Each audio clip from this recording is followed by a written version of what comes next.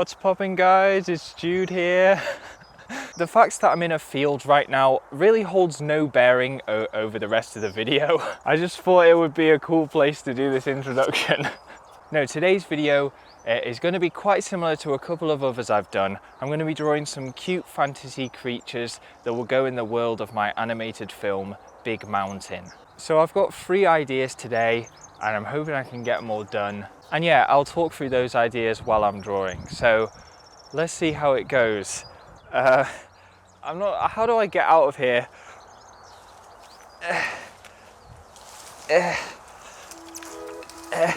Okay, bye. Okay, so you're gonna have to bear with me here because I filmed that intro about a month ago, and as you can tell, I didn't really go into much detail about what I'd be drawing in this episode. In fact, I didn't really say much at all. So, if you've seen any of my previous videos in which I've drawn fantasy creatures from the world of my film, then you'll know that the story centres around this big mountain. And as the main characters journey up this mountain, they pass through a range of different and diverse locations. So this has been really good actually when it comes to creating these fantasy creatures, because I can kind of categorise them by which part of the film or which stage of the journey they'll appear. So for example, previously I came up with the lotus turtle, which will appear at the base of the mountain in the big blossom forest. And then there was the raindrop spirits, who are a bit further up in a place filled with bamboo.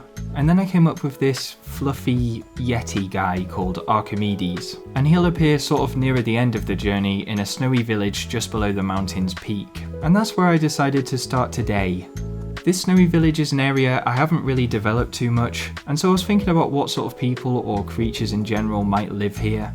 I think I want the inhabitants of this village to be a mixture of sort of normal people, and then if we take Archimedes as an example, I also want it to be populated with these big woolly yeti sort of Bigfoot type creatures. Now I imagine the conditions this far up the mountain are probably quite harsh. The people living here are going to need some way to transport food and things around this wintry landscape, and so that's why the first idea I came up with today was to draw some sort of big woolly cow type animal that was very strong and could be used to pull carts and carry people around. You can see the first iteration I drew is a bit weird. I'm not too sure why I decided to give it this huge mustache. I was kind of thinking of something along the lines of the Pokemon Swinub, or Piloswine if you know them. Basically an animal that has way too much fur for its own good. I wasn't massively happy with the end result, however. I'd kind of just drawn a blob with hooves. So I got thinking about places I could find a bit more inspiration, and something that came to mind was the Drum Island arc from One Piece. Now on Drum Island there are these huge bears called hiking bears that appear in a few episodes, and they're just these big silent gentle giants, and I think they're really cool. So I ditched the idea of the cow and instead started to draw something which walks more upright, and arguably this resulted in something even stranger. I'm not sure really how to describe what I've come up with here. It's sort of just a big fluffy ball with legs, but honestly I kinda like it, it's pretty funny. I'm not sure what to call these guys, but maybe put some of your suggestions in the comments below. What would you call a gentle giant fluffy snowball creature? The best I could come up with was wanderers or nomads or something like that. But yeah, that was it for the first drawing, and I moved on to the next one. So next up I just returned to a few characters I've already drawn in previous episodes, but I just wanted to have another go at them. The first is this big fat panda guy. You've heard me mention him countless times before. He's the king of this bamboo forest, and yeah, he's huge, he's fat, and he's adorable. As you can see, my previous attempt at drawing this guy was not my finest work.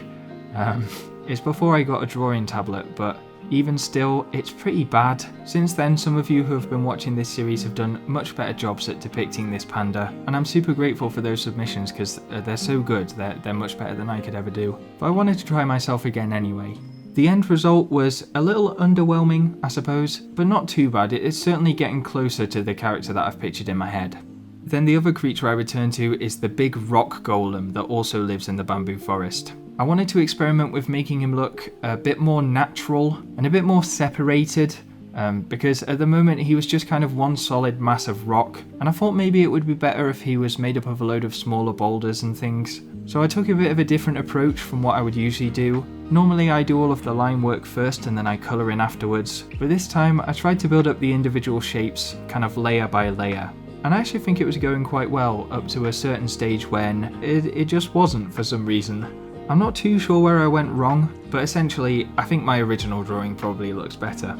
Again though, you can let me know in the comments which version do you prefer.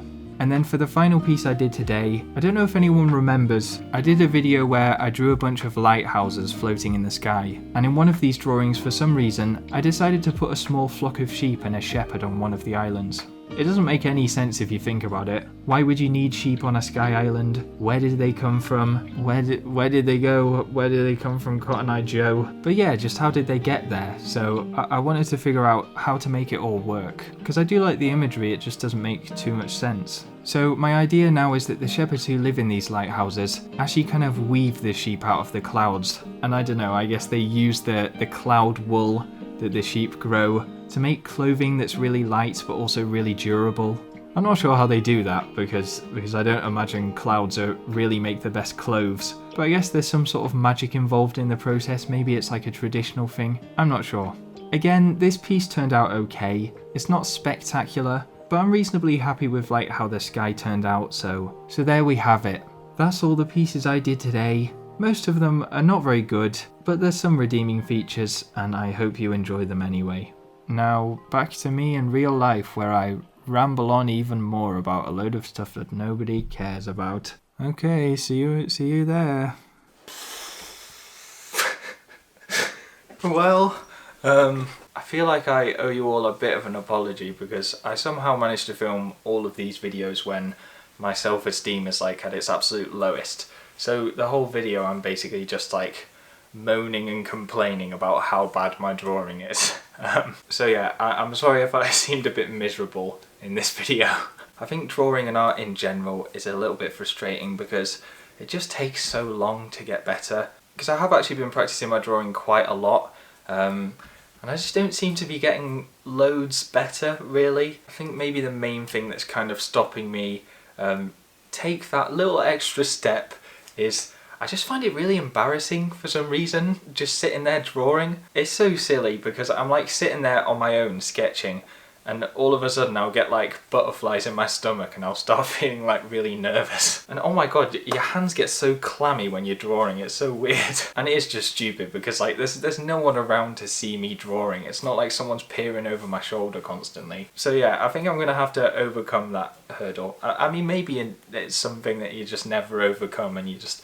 Everyone who does drawing is just really embarrassed all the time. Having said that, some of the drawings I did today were not awful. I mean, they're usable. Better than the stinkers I usually come out with anyway. So yeah, on that incredibly uplifting note, I'm going to end today's video. As ever, if you liked any of the characters that I drew in today's video, then why not have a go at drawing them yourself? And you can send me your artwork on the BogBoy Discord in the Show Us Your Art section. Other than that, it seems we're just about out of time, everyone, so this is Jude saying stay fresh, stay clean, always remember to brush your teeth, and goodbye.